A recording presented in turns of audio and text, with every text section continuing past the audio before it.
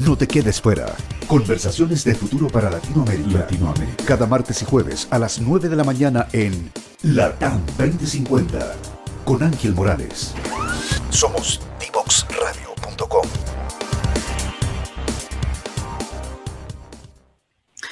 Continuamos en Terremotos, Volcanes, Otros Monstruos aquí por Divox Radio y estamos hablando de la erupción de La Palma o de la erupción de Cumbre Vieja en La Palma, si quieren llamarlo, porque ese es el nombre que a esta altura ya tiene esta erupción.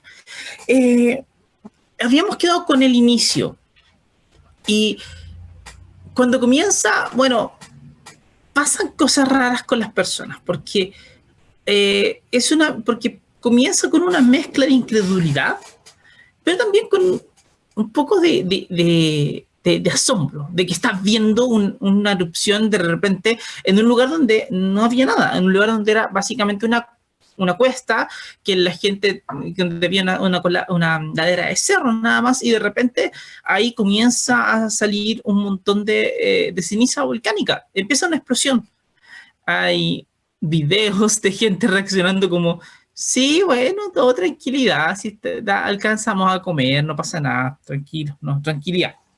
Pero lo que sí es que con el tiempo, con el pasar del tiempo, las emociones fueron cambiando bastante. Y claro, lo que al principio muchos tenían miedo y como que empezaron a decir, ya, quizás no es tan terrible. Los que pensaban que no era nada de terrible empezaron a darse cuenta que esto sí podía ser un poco más complicado. Y luego la erupción empezó a agarrar una importancia muy grande, porque resulta de que empezó a liberar un montón de lava también. Ahora, en general, en un volcán, la lava es probablemente lo que menos te va a importar de un volcán. Y eso es porque la lava es lo que sale cuando cuando el magma pierde una buena cantidad de gas y simplemente llega a la superficie y sale y comienza a deslizarse. Claro, el tema es que se desliza y la lava no es nada más que roca fundida. Entonces, te deslizas y el alcance que tienes es relativamente bajo. Ahora, puedes tener grandes erupciones con mucha lava porque podrías tener erupciones que puede que no sean tan explosivas, pero que sí tengan un gran volumen de lava que estén soltando, como de hecho es el caso de esta erupción. Pero además, el otro tema que que ha sido súper importante en esta erupción tiene que ver con la cantidad de construcciones que están cerca de ese volcán, cerca de donde comenzó a salir la lava. Porque la lava, aunque avanzara lentamente, porque ustedes si vieron videos durante todo este tiempo se dieron cuenta que avanzaba lentamente, no es una masa gigante como una muralla que está acercándose a tu casa en definitiva y que se la lleva. Y no hay nada que hacer, porque no tienes manera de desviarla ni nada, solamente va a ir donde topográficamente pueda ir, o sea, va a ir bajando y encontrando los canales a través de los cuales se va a encajonar para poder finalmente llegar a las partes más bajas. Y de hecho lo que terminó pasando fue que los distintos ríos de lava fueron llegando hacia el mar en distintos lugares. Y mientras llegaban al mar, tocaban hacia abajo, se generan como cascadas de lava, impresionantes cascadas de lava, tocaban hacia abajo, abajo se enfriaba rápidamente y se empezaba a crear nueva tierra, entonces de pronto la isla ahora era un poco más grande. Y eso fue pasando en esta erupción, eso fue pasando dentro de la isla de La Palma. Ahora, lo que sí es que para las personas que vivían en el lugar, eso no era nada de bonito. Y ahí es donde empezamos a ver justamente todas estas imágenes, todos estos videos de ríos de lava que se estaban llevando casas y que se estaban llevando edificios, que se estaban llevando las industrias, porque arrasaban con todo lo que encontraban simplemente de una manera muy lenta e inexorable, ¿verdad? Pero lo iban haciendo y el volcán entre tanto no dejaba de mandar lava. Entonces empezaba a avanzar un flujo y detrás venía otro que lo seguía empujando y que seguía alimentando y después se montaba otro encima y así se empezó a generar básicamente un gran campo de lava. Ahora bien, una cosa súper importante dentro de estas erupciones es que mientras está ocurriendo, no siempre, bueno, en realidad casi nunca tienes una idea muy clara acerca de cuánto tiempo va a durar, porque tienes que ir siguiendo exactamente qué te dice el volcán y cómo se muestra el volcán. Y ahí hay unos cuantos parámetros que la gente mide que son súper importantes. La gente mide gases para ver qué cosas se está emitiendo, pero también pone sismómetros en todos lados. De hecho, hay volcanólogos bien famosos que han dicho varias veces algo que yo estoy muy de acuerdo con ellos, que es que si tú vas a monitorear un volcán y si no tuvieras dinero para nada, salvo un instrumento, lo que haces es poner un sismómetro. Si tuvieras plata para 2 instrumentos, pones 2 sismómetros, porque los sismómetros te van a indicar justamente lo que está pasando en el suelo, cómo se mueve, y tú puedes a través de eso interpretar un poco qué cosas están pasando. Al ir estudiando las señales en el sismo que se van registrando en estos aparatos, entonces tú puedes tener una idea de qué cosa está pasando. Y claro, las señales de los volcanes son distintas. Ya hablamos de cuando se rompe roca, por ejemplo, que se van generando sismos que la gente siente, pero también resulta que hay otro tipo de señales que tienen que ver con el fluido que está moviéndose. Entonces, es como cuando ustedes han regado el pasto y sostienen una manguera. Ustedes saben que cuando agarran una manguera y corre agua a través de ella, ustedes van a sentir cierta vibración en las paredes de la manguera, porque está pasando agua todo el tiempo. Bueno, algo así ocurre en los volcanes, pero obviamente no es agua, sino que es roca fundida, con gases, con minerales, con muchas cosas, con cristales, pero aún así se genera esta vibración, y esa vibración sí la podemos capturar con distintos instrumentos. Entonces, al ir analizándola, uno puede ir viendo, mira, en este momento tengo magma que va a subir, aquí tengo indicios de que el fluido se está moviendo y por tanto hay algo que sigue pasando. Y entonces una de las cosas que se mide mucho es algo que se llama tremor volcánico, que justamente te indica si es que hay más movimiento o no hay tanto movimiento del fluido hacia arriba. Esa es como la idea. Puede que no sea tan arriba, pero bueno, la cosa es que hay fluido que se mueve y que hace vibrar todo. Mientras más cerca de la superficie estés, la idea es que se puede capturar más fácil porque tus sismómetros obviamente están puestos en el suelo.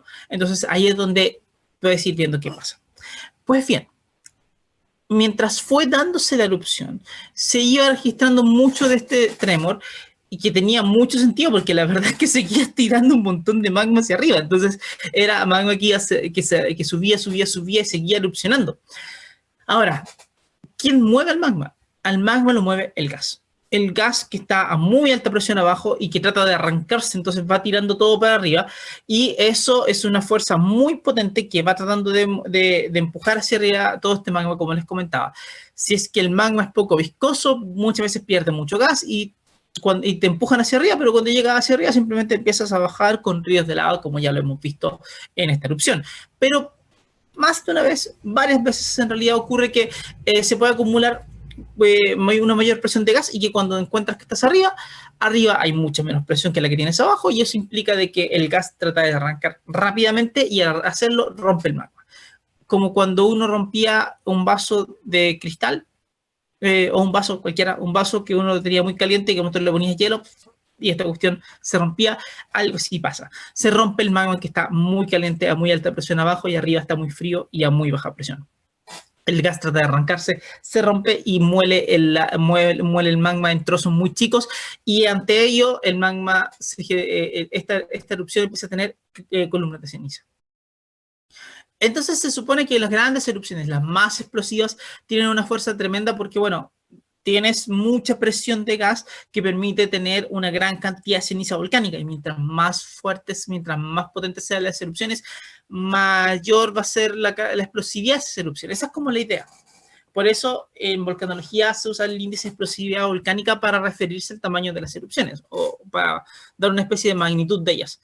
Sin embargo, no todas las erupciones van a ser tan explosivas, y la erupción de La Palma no fue tan explosiva porque el protagonista, como les dije, fueron los ríos de lava. Los ríos de lava que fueron moviéndose y que avanzaban lentamente y que fueron agarrando todo lo que había alrededor. Pero mientras seguían saliendo los ríos de lava, fueron pasando varias cosas. A veces tenías columnas explosivas un poco más grandes porque se acumulaban casi y seguías para arriba. Otras veces no había columna tan explosiva tan grande, pero sí tenías fuentes de lava. Es decir, que imagínense que tienes suficiente cantidad de presión de gas adentro y que vas tirando todo para arriba. Entonces tiras magma para arriba, lo tiras y se genera este tipo de fuente que sale volando como esta especie de llamarada. Que si lo pensamos implica esta fuerza porque están moviendo grandes trozos de roca a unos 500 metros de altura. O sea, lo tiras a 500 metros de altura. Es muchísima la velocidad que tienes que tener abajo y por tanto muchísima la energía que necesitas para poder mantener ese proceso andando. Y eso fue lo que se dio. Mientras se iba dando también, empezó a caer ceniza en todos lados, sobre todo cerca del volcán, pero ceniza en todos los lugares, y eso empezó a generar el cono del volcán, porque esto empezó a caer, la lava empezó a acumularse también y solidificarse cerca del volcán mientras seguía avanzando para abajo. Y después caía ceniza, un poco más de lava, ceniza, lava, y empezó a generar un cono. El cono que hoy día está todavía ahí, obviamente, porque no se ha destruido y es muy difícil que se vaya a destruir. Con el pasar de siglos y de milenios, va a empezar a erosionarse, obviamente, y ya no va a ser tan grande como antes, pero ahora está bastante, entiendo que es un cono que está como 500 metros de altura, si mal no recuerdo, pero ya es bastante grande. Y entonces ese cono que se ha ido armando a través de esta erupción es lo último que va a ir quedando junto con el gran campo de lavas que tienes. Pero fíjense que ese cono, nosotros vimos hartas imágenes porque lo podíamos ver 24/7, donde el cono cada cierto tiempo como que se colapsaba un poquito. Y eso es normal porque imagínense que esto es que realmente como construir un gran castillo de arena, pero en vez de arena tenemos ceniza volcánica y aparte tenemos lava que vamos metiendo entre medio para poder como pegar todo de alguna manera. El tema está en que cuando vas armándolo, aparte sigue saliendo magma entre medio, sigues teniendo una erupción. Así que a veces se acumula una buena cantidad de presión dentro, presión de gas, y caen como trozos del cono. Y mientras caen trozos del cono, lo que te decías era dejar al descubierto una buena cantidad de magma que estaba por ser erupcionado, que también estaba a alta presión, y eso de repente elevaba también las fuentes de lava y que lo hacían más grande, más explosivo durante un breve periodo de tiempo. Así que teníamos harto de eso en esta erupción. También hubo que mientras seguías teniendo estas erupciones y estas explosiones que te llevaban todo hacia arriba, si seguían cayendo los ríos de lava porque no paraban de caer, a veces te llevabas trozos del cono que se iba armando. Y bueno, normalmente en estas erupciones, cuando hay, por ejemplo, bombas de lava que son grandes trozos de roca que salen disparados y que caen en varios lugares, muchas veces ya una bomba es algo grande que puede, no sé, yo he visto bombas de 1 metro, medio metro de diámetro que son grandes, súper grandes, pero esas salen disparadas y caen cerca del cono. Pero resulta de que cuando se rompe parte de él, hay veces que bloques van rodando y nosotros pudimos ver varios bloques que en el video se veían claritos como cuestiones del tamaño de una casa. Bloques gigantescos de roca que iban bajando a través del río de lava, como que se quedaban en el río del río de lava y después iban bajando lentamente con él. Porque los ríos de lava avanzan lento. Hubo momentos, eso sí, que avanzaron bastante rápido en algunos lados, más que nada porque tienes harta lava encima, caliente, y luego viene otro flujo encima que se encuentra acá, ya no hay tanta viscosidad, no hay tanto roce con lo que está abajo, así que simplemente puede avanzar más rápido. Todo eso fue pasando en la erupción. Y es una erupción bastante impactante por eso mismo, o sea, fue mostrando distintas cosas. Y entre medio todo iba acompañado de este tremor volcánico que seguía andando. Y mientras fueron pasando las semanas, ya pasando el primer mes, una de las cosas que pasó científicamente hablando fue que muchísimos grupos llegaron a la isla de La Palma a poder monitorear exactamente qué pasaba. Así que hubo muchísimos instrumentos puestos, la gente de Europa se movió toda para allá, así que va a ser una de las erupciones que seguramente más artículos científicos va a tener, porque, oye, hay muchas mediciones acerca de qué ha ido pasando. Bueno, la cosa es que, como fueron instalados tanto, ahí pudimos ir viendo cada vez más detalles. Y una de las cosas que se fue viendo con mucho detalle era que este tremor volcánico se sostenía, y aparte que seguía la sismicidad abajo. Es decir, arriba tenías esta señal continua porque está saliendo magma todo el tiempo y hace vibrar todo mientras lo haces.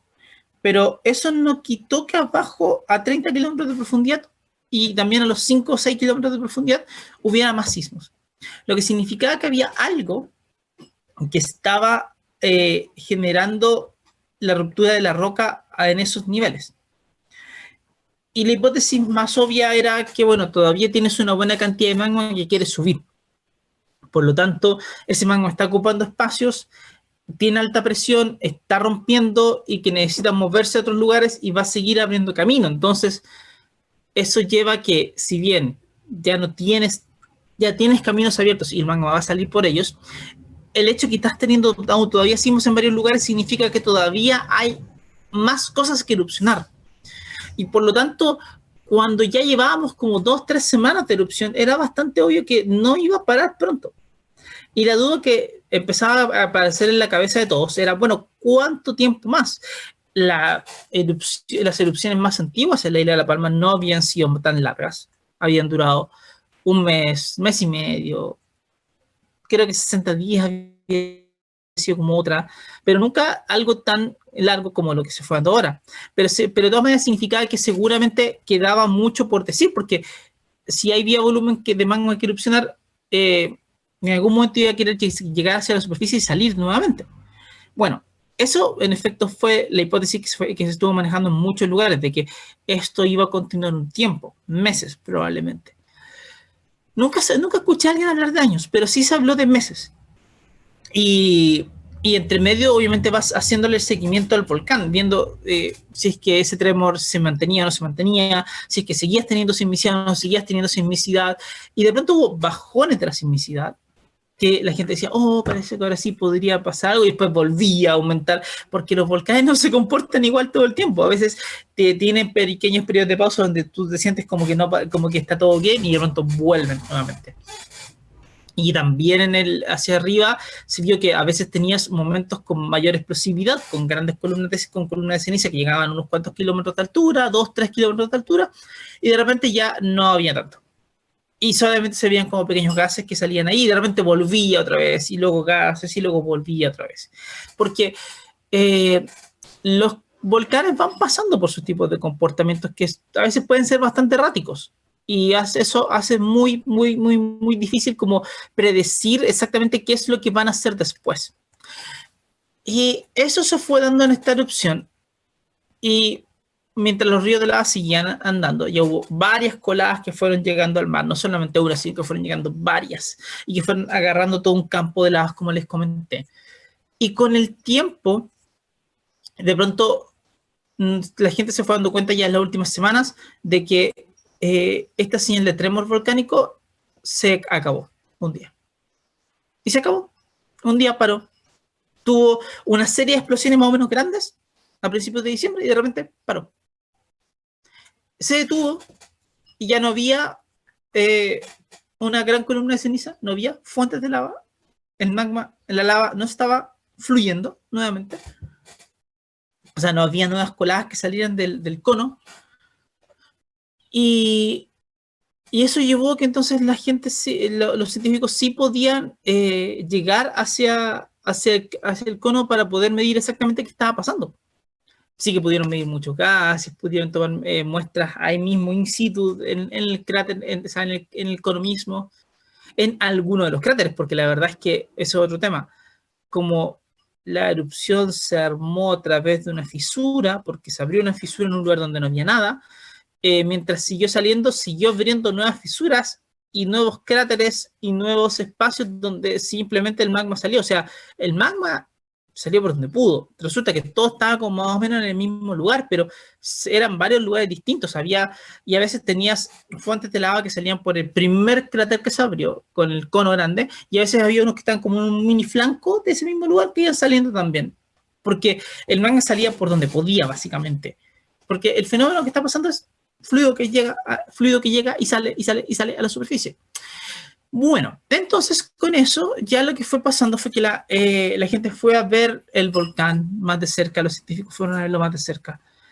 Y pasaron ya varios días y finalmente se vio que la los científicos vieron de que ese tremor ya no existía más, de que si bien la sismicidad existía, todavía había muy poca ya, entonces como que no tenía no había una evidencia de que este volcán fuera a activarse pronto y por tanto se podía plantear que la erupción se termina. Ahora, dado el tipo de erupciones que han ocurrido antes, eso implicaría que probablemente no vuelva a haber una erupción a través de ese mismo cráter, o sea, a través de ese mismo cono, a través de ese mismo sistema. Sin embargo, eso no siempre pasa. No porque los otros vecinos le hayan pasado algo, significa que no va a volver a salir lava a través de ese lugar, no vas a volver a tener una erupción a través de ese lugar, porque ha pasado muchas veces en muchos otros lados del mundo, donde de pronto hay pequeñas reactivaciones en torno al mismo lugar y que el magma vuelve a tratar de salir. Pero pareciera ser que este no va a ser el caso. Sin embargo, eso no quita, y por lo mismo, como puede darse algo un poco más complejo más adelante todavía, los niveles de alerta no han bajado. El nivel de alerta del volcán sigue siendo alerta roja y por tanto no se ha planteado que hay que relajarse todavía. El volcán sigue muy monitoreado y este es el momento para poder ir entendiendo mucho mejor qué es lo que ha ido pasando con el volcán, es decir, cuán estable realmente está el volcán. Entonces, todo eso es relevante. Aparte, el volcán, después de haber liberado tal cantidad de magma hacia la superficie con toda esa lava que soltó, obviamente también pasa por ciertos cambios, porque abajo hay mucho fluido que subió. Y abajo eso implica de que hay agujeros. O sea, no agujeros, sino que espacios abiertos donde en los cuales el magma estaba antes y que después ya no está. Así que claramente va a seguir habiendo un poco de sismos quizás más profundos en las partes que se están como reacomodando. La roca se reacomoda un poco porque ya no hay espacio, entonces como que cae en algunos lugares y eso te va a generar varios sismos durante quizá un tiempo hasta que toda la zona se termine de reacomodar. Y luego ya va a dejar de temblar mientras siga siendo totalmente estable. Entonces, eso es lo que se ha visto hasta ahora. Y eso lo marca un poco el fin de esta erupción. Una erupción que, por cierto, ha tenido en su columna de ceniza, tuvo rayos también, porque eso le llamó la atención a esta gente, que se generan estos rayos que no tienen una explicación muy clara, pero hay varias potenciales ideas de por qué se generan, pero la cosa es que aparentemente por la fricción entre las partículas se generan un montón de estática y eso genera descargas después que van dando estos rayos. Hubo varios rayos dentro de la columna eruptiva cuando se fue dando. Una erupción que, de nuevo, tuvo grandes fuentes de lava, que tuvo que tuvo muchos ríos de lava y que cambió completamente la geografía de la isla de La Palma, pero completa. Entonces, ahora, ahora una de las cuestiones más relevantes es ver qué pasa después. Pero para poder entender qué pasa después hay que ver qué pasó antes. Es decir, cuáles fueron los daños, por qué se dieron esos daños y un poquito entender qué es lo que se puede hacer después. Así que volvemos en el siguiente bloque a hablar un poquito más de eso para poder seguir comentando lo de La Palma y entender un poquito el contexto de esta erupción dentro de todas otras cuantas erupciones en el mundo que se han dado de una forma parecida. Así que volvemos en el siguiente bloque de terremotos, volcanes y otros monstruos en un instante más.